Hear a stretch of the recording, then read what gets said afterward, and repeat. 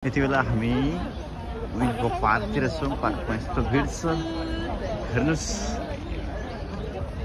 जापानमा पार्क भनेपछि यस्तो नेपालमा पैयौँ फुले बेला हामीले खासै महत्त्व गरिन्छ र यहाँ पैयौँ फुले बेला यस्तो भिड लाग्छ जहाँ एउटा पर्यटकीय क्षेत्र जस्तो बनिरहेको छ।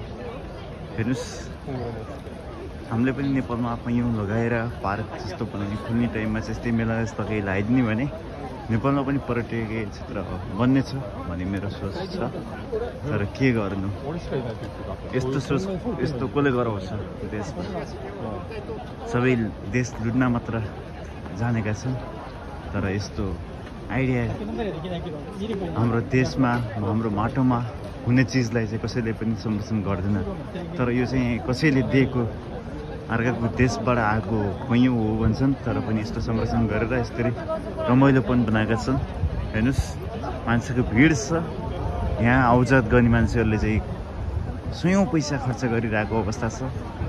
यस्तै हाम्रो देशमा पनि होस् भन्न चाहन्छु र हाम्रा देशका लुटेरा नेताहरूको कानसम्म पुगोस्। यो कुरा यथार्थ छ, तपाईँहरू देखिरहनुको छ। छुट्टीको दिनमा यहाँ मेला लाग्ने गर्छ जहाँ अहिले पैयौँ फुलेर साकुरा फुलिरहेको अवस्था छ। यहाँ चाहिँ जापानमा साकुरा भनेर चिनिन्छ भने हाम्रो नेपालमा पैयौँ भनेर हामीले चिन्ने गर्छौँ। तर यहाँ चाहिँ लाखौँ मानिसको भिड छ। आदरणीय दर्शक महानुभावहरू हेर्नुहोस्, फोटो राख्ने ठाउँ छैन। यस्तै हाम्रो देशमा पनि गर्न थालियो भने पक्कै पनि हाम्रो देशमा पनि पर्यटकीय क्षेत्र बन्नेछ र मानिसहरूको भिड यस्तै हुनेछ भन्न चाहन्छु।